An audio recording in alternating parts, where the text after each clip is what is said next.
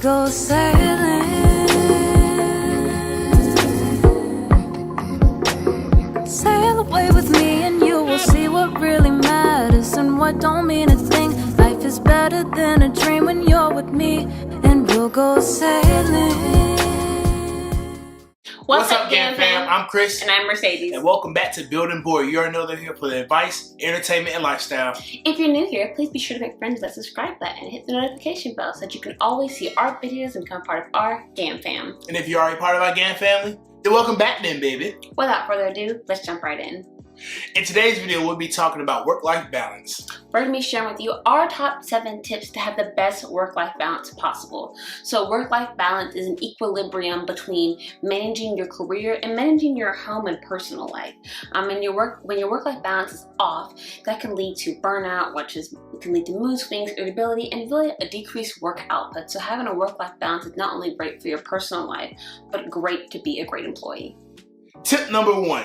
Find the profession that you love. This one's super important. Super important. You know, as young professionals, we try to find, our niche. And you want to make sure that you find a career and more or less of a job, because you want to find something that you love, because you're going to be doing that for the majority of your time. Working at 9 to 5, to 8 to 4, you just want to make sure that it's the right thing for you. For example, me, I love numbers. Therefore, mathematics, I found out that I wanted to pursue an engineering career. So along with being an engineer, I found out that there were more benefits to being an engineer, which I love, like PTO, per diem, travel time, having the weekends also I spend with Mercedes. So make sure that when you enter your work field, you want to make sure that you love it and you want to pursue it, because at the end of the day, it's going to be the majority of your lifetime. And with that being said, we know that finding a job that you love, especially at our age, is a luxury. And we're very privileged to both be in jobs that we do really enjoy. So it's something that you should go after, especially at a young age, because we're so young that if we fail at something, we really can try something else. So if you don't love it, I would say to prioritize your happiness, especially at this age, so that later on in life, you can always be doing something that you love, and that can help foster a great relationship with your family, because you're happy when you went to work, and so you'll in turn be happy when you come home. Tip number 2 is learning how to say no, especially if you're at a job when you can pick up shifts or there are alternate opportunities for you at your work. You feel really obligated to please your boss and please the people around you, and so sometimes it's important that you're able to say no to those situations and be able to come home and take time for yourself. With that being said, it's also important to say no to some of the desires that you might have at home, like, oh, I just want to sleep in a little bit longer, or I'm just going to do this really quickly. Like, you have to say no to the things that you want, because you're working to be a really good employee, and the more that you're able to maximize what you do at work, the more time you then may be able to have at home. Tip number 3, detach yourself from work. After that certain time hit, do not bring your work home. Have that time for you, your wife, your dogs, anybody, anything. Just make sure that you do not bring work home, because it can just create this negative connotation of work, because if you just keep on thinking of work, that's just unhealthy, man. You just want to make sure that when you're in the workplace, make sure you focus on work. After that, when you're home, just want to relax, man. Take that time to just make sure that you collect your thoughts and make sure that you have fun with whatever you want to do and whoever you want to have fun with. So make sure that you balance work and home. And with that being said, I know a lot of people are working from home right now since coronavirus has started. And the thing with that makes it pretty difficult. So what we say, the thing that we try and do, is to separate our spaces. This room where we record in and where we do our other work, we have a desk in here and things. We are not in here for anything else, pretty much. Yes. This is our workspace, and so we're only ever doing work in here, and we don't bring work to do it in our bed or do it in the kitchen on the couch, because that then takes away from that space. So if you have to do it, having a designated space at home that is separate from your living and your enjoyment space, so that you can't really clutter the two. Tip number 4. Leave for lunch. If you have the opportunity to leave for lunch, take it. This is something that I struggle with.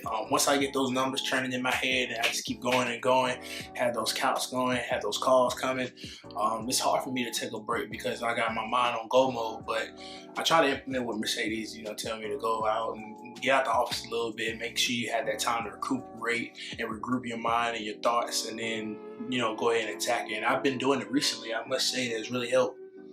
Especially when you're in this, I know Chris, he's in this one office for 9 hours a day, and then he doesn't leave to go anywhere. It's really important that you're able to, even if you just walk around your building, you get outside and leave that space so that you can clear your mind.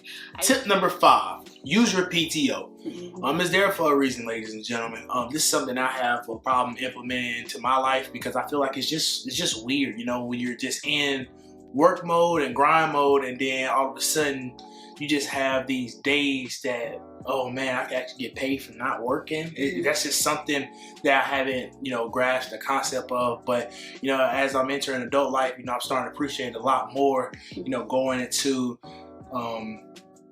the workforce. It's a new thing that I have implemented. We've gone on numerous vacations, or maybe if you just not even a vacation, maybe you just want to have that day to yourself. And I must say, PTO has been pretty good to me.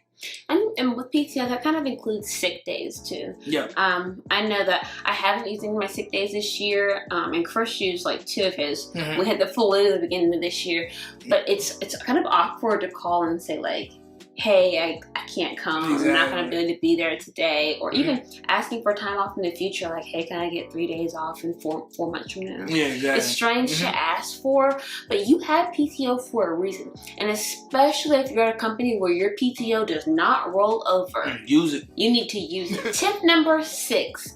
Do things outside of work that make you happy. And that includes if you're with a partner, if you're single, whatever your situation is, doing the things that make you happy in your life. Because if you're not having those positive experiences outside of work, then again, you're bringing that negativity from your weekend or from your night back into your office, and just having this cycle of, I was not productive or having fun at home, now I'm not productive at work, which makes me again not productive at home. So doing things that you like and that can make you happy outside. Like I know we like to go eat. That's like our favorite thing to do. Or we like to go to wood workshops or axe throwing. Some of the things that you can find joy in outside of your workplace.